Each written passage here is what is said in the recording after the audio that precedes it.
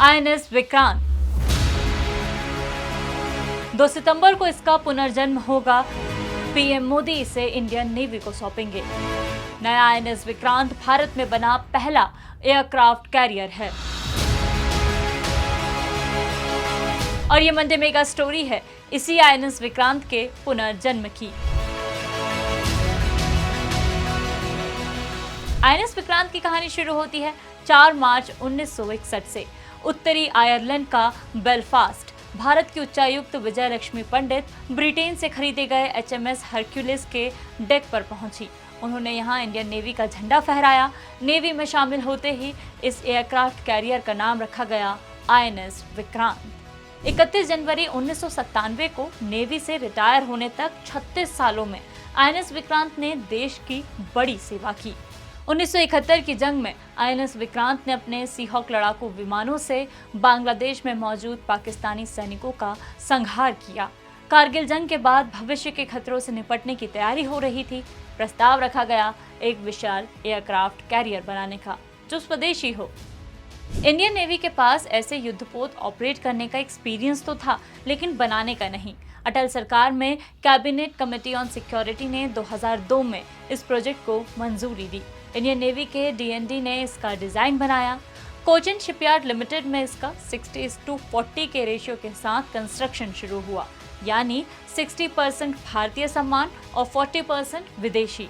2005 तक सब कुछ ट्रैक पर था। तभी रूस ने वॉरशिप ग्रेड स्टील देने से मना कर दिया। वॉरशिप ग्रेड स्टील एक खास तरह की स्टील होती है जिससे एयरक्राफ्ट कैरियर बनाए जाते हैं। हम इसके लिए रूस पर निर्भर थे। उसकी मनाही से 2 साल काम रुका, लेकिन हमने आपदा को अवसर में बदला। इस बीच डीआरडीओ और स्टील अथॉरिटी ऑफ इंडिया ने मिलकर खुद का वॉरशिप ग्रेड स्टील डेवलप किया।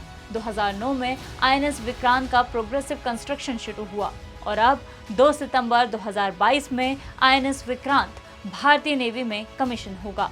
ये 262 मीटर लंबा, 62 मीटर चौड़ा, 59 मीटर ऊंचा है। 2 फुटबॉल फील्ड के बराबर रनवे है।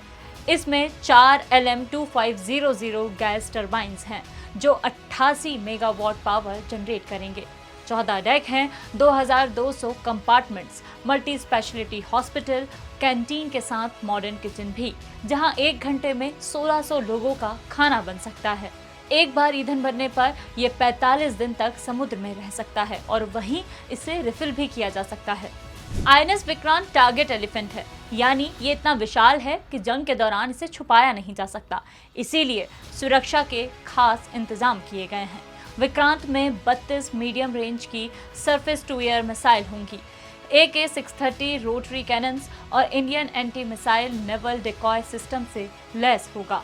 इसके अलावा किसी भी एयरक्राफ्ट कैरियर की तरह इसमें भी MiG-29K जैसे फाइटर जेट्स और MH-60R जैसे एडवांस लाइट हेलीकॉप्टर्स भी होंगे। आईएनएस विक्रांत का 76% हिस्सा पूरी तरह भारतीय है। इसके साथ ही हम उन चुनिंदा देशों में शुमार हो गए हैं जो एयरक्राफ्ट कैरियर डिजाइन करने और बनाने दोनों में सक्षम हैं।